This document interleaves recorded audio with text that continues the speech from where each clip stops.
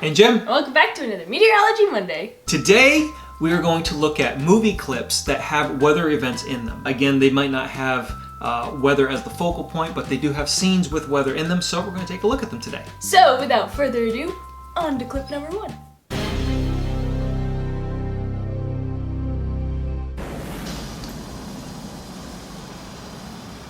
Wow. The water just spreads. Oh my goodness. It blew the clouds out of the way. Did you see that? That's great effects. Wow. Look at the little, The sprite. Okay, real quick though, it just dissipated all the clouds. Is that accurate? Well, let's see. I guess if it's coming in hot. It has the potential to evaporate moisture in its trail and column. I guess it's plausible. It's plausible, yeah. I mean, if it's dry enough and hot enough, it can evaporate the clouds right out of the air. There you go. Now that's a tsunami. That is a tsunami. That is a tsunami. Wow. That's pretty impressive. There goes the ocean. Here comes the ocean.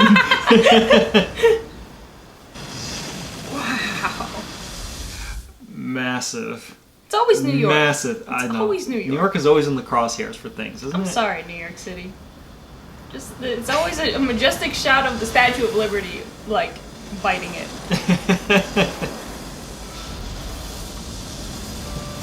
All right, now clip number 2 is Dante's Peak, a favorite of ours. We Personal enjoy. Favorite. And so we're going to take a look at this one, take a look at what weather events were occurring from this volcano just erupting and causing all sorts of chaos. Destroying everything. Just utter destruction everywhere.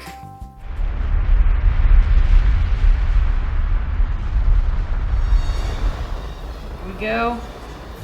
So we'll be looking for cloud formation, lightning, Yep. What atmospheric impacts is this volcano going to have? Right now it's causing a traffic jam. An earthquake. Alright, so there it is. There we got a nice volcanic plume cloud. So let's take a look at that. So that scene there. Wow. Yep, big eruption, big debris cloud. Volcanic plume Volcanic plume. Yeah. Blocking out the sun, making it appear darker, and I see some consistencies there. I'd say, it's not totally weather related, but because it started from a non-weather related thing, but definitely the weather effects from it. Yeah, Oh, and now we'll see as the movie goes on. Now we should start seeing some meteorological impacts now that this cloud has officially, started taking over the skies over. What city is this? Dante's Peak. I don't remember. I'm not sure. We'll find I want to say it's out west, but I want to say it's like Washington or something. Okay. We'll find out. We'll find out. All right. Clip number 2 is also from Dante's, or clip number 3 is also from Dante's Peak. So now we've got some venting from the volcanoes. Yep. So melting the ice. The melting of the ice. So is that meteorologically accurate? This is meteorologically accurate, and as we're starting to see here, this is all turning into, what is that called? Pyroclastic flow. No, this isn't a pyroclastic flow. That's the superheated gas. This is, She knows a her mudslide. stuff. Hold this for a second. I'm gonna find A it. debris slide. And you thought we knew all this stuff off the top of our heads. A lahar, that's what it is. Okay. Oh, that's the next thing I was gonna say. Yeah, that's what. Like, I know it's not that. I know what it is. It's a weird word. Okay. Anyways, now that you've had that unasked for science lesson for the day. That's a little extra bit of knowledge that you didn't really want. So now that, the volcano's heating up, we're starting to get some ice melting, some snow melting, because this is a mountain after all. We have water coming down the side, and it's mixing with the volcanic ash, it's mixing with the dirt and the debris and stuff, and this turns into a lahar. There we go. Gets violent. These things are like avalanches of hot mud and ash. Looks like it just snowed. How do they know where the road is? They follow the tracks. Oh, my mistake. So there we go. There's another. The lahar has grown. It's huge. It's got like entire Christmas tree farms in it. And there goes the dam. So here it comes, and they're gonna try to cross this bridge. They're gonna try. You will it's try. It's already partially flooded as it is. Oh my gosh. Oh, and here it comes. Oh, there it goes. Now this is a perfect example of turn around, don't drown. Yeah. They should have used this movie for the campaign. So the next clip we're going to see is where they're obviously dodging everything that's coming out from the volcano and starting to land on the ground around them. Yep. So the volcano is officially exploding everywhere. That's right. So instead of like in Twister where you got, debris falling, right, left, the debris coming from the volcano itself instead of a tornado, but still out of the playbook of Twister, we're gonna dodge things. Here we go. Here we go. Just different vehicle. There it is.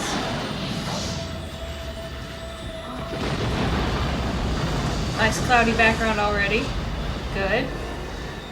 Look at that. That's just incredible.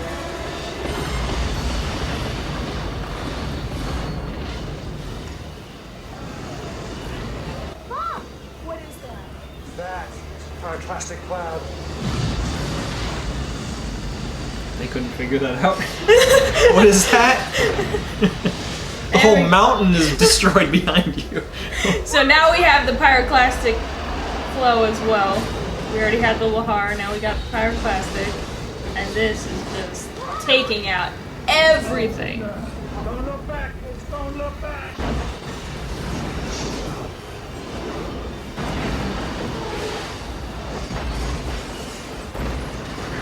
Look at that.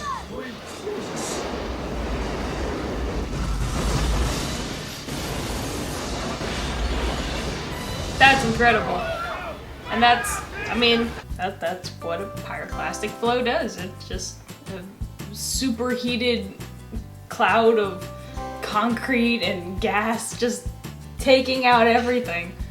And I would not want to be in this truck right now running from it. I would not want to be in that state. I would not want to be in the country. Props to Hollywood though for making this very entertaining and very realistic. It's a gritty movie. It's just like they get so many details right that I have nightmares watching this movie. It's just terrifying, but accurate. Very good. Yeah, I think movies like Into the Storm and Twister would be a little bit more nightmare-inducing if they were a little bit more accurate, like this. But I think the level of acting in this is more realistic. It seems, Some of the other movies, like what we've got, it's Hollywoodized.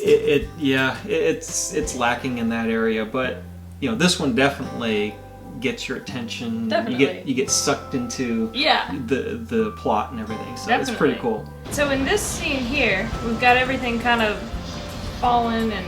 This is the initial explosion. You've got stuff shooting up into the sky. Obviously, there's already some clouds and stuff going on behind this. One of the things that I did research on during one of my senior projects was electrification of volcanic plumes, which is basically how this situation turns into a lightning storm, essentially. And I think with this type of eruption, with how it was kind of like there was a cap and then everything's just exploding. There's a really good chance that this should have some lightning in it. Yes, absolutely. Due to just all of the particles bouncing off of everything, there should definitely be some static going on. So that's one thing. Something to that magnitude, definitely you would expect. This is like an end of the world event. In my opinion, there should have definitely been some lightning going on. This is one of the instances where putting lightning in something would not have been overly dramatizing it. It would have actually been accurate. That's it. So, fun fact for you there. Another fun fact. Next clip we're going to take a look at is from Godzilla. It's got a couple weather events in there. Yeah. So we figured, let's go ahead, we'll take a look at it. One of our subscribers mentioned to take a look at it, so we did take a look, got a couple clips here, and so we figured, let's go ahead and comment on it.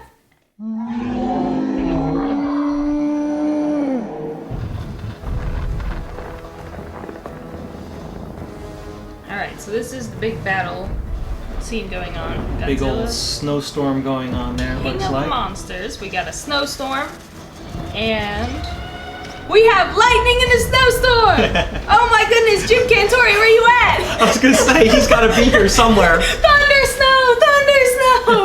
I think that's him in the background! There he is. There's the Weather Channel truck with the satellite dish. That's probably gonna be destroyed. Cool use of lightning.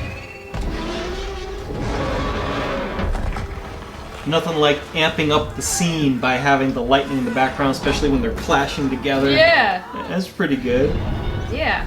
I will say, I don't think I've ever seen this much lightning in a snowstorm. Yeah.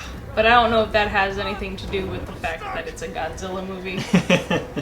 I don't know if that's strictly meteorological going on right now. So here, clip number 2 from Godzilla is kind of throwing it back to Dante's Peak, what we were talking about a second ago. So here we go, let's look at this. Yeah. We've got a volcano erupting, a volcanic plume, and electrification! There's lightning in it! I wouldn't have thought that a Godzilla movie would get it right, but there we go. We got lightning and a volcano cloud, and that's how it would look. Pretty similar. It's not as much of a volcanic plume going on, it's more just all spread out, but there we have it. At least they tried. I mean, Yeah, hey, kudos. Hollywood, kudos. way to go! Yeah. Alright, so the next clips we're going to see is from the movie The Core. And this first one we're going to see lightning. More lightning. More lightning on this. This was, again, another suggestion from one of our subscribers. And we decided, yeah, let's take a look. We found some clips that had some weather-related events in them, and let's take a look at it. Here we go.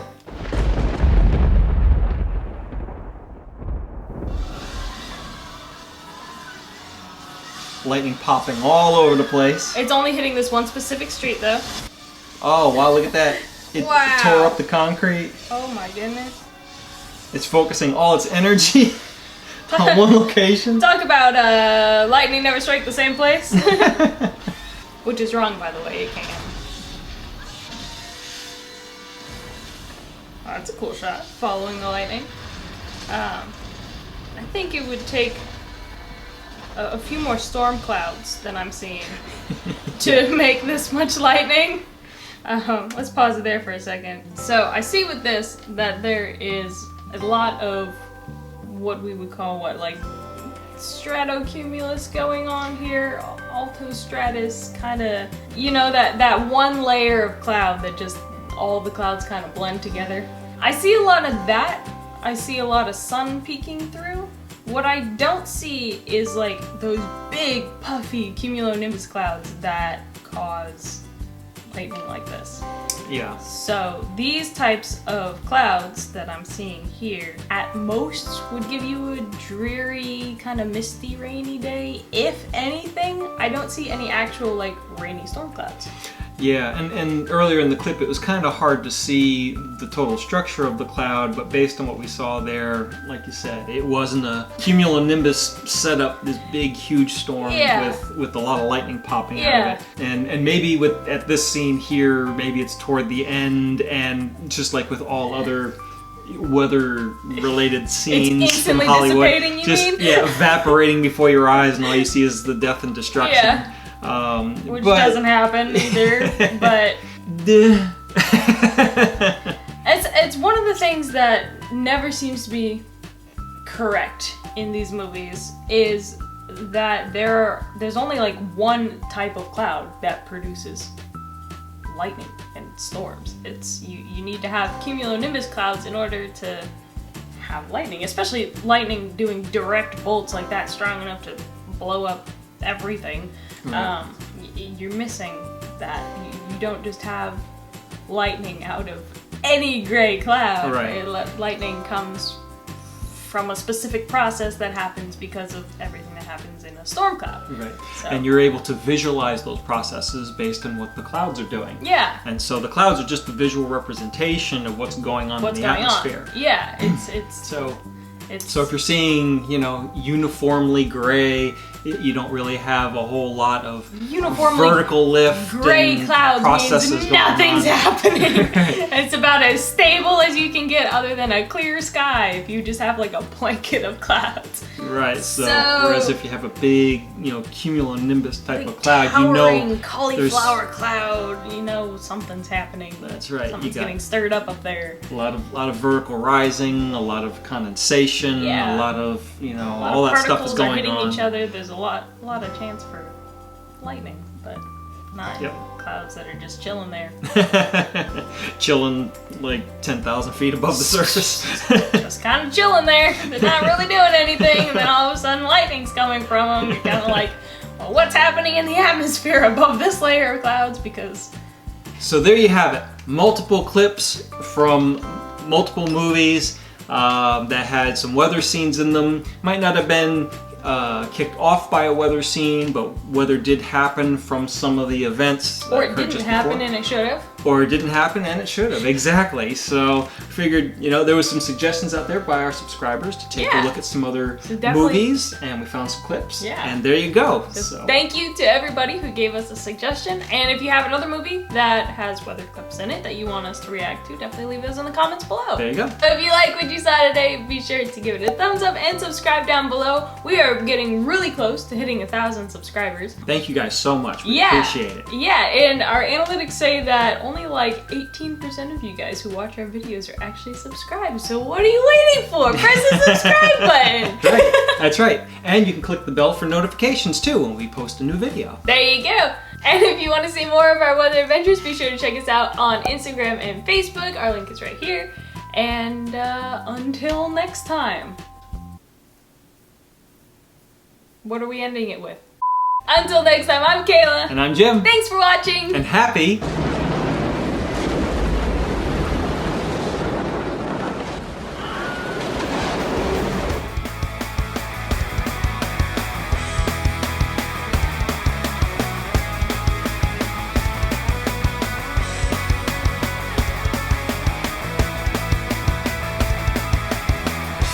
And go ahead and visit us out. Sorry. You could also visit at... No, do it. Do it. Okay.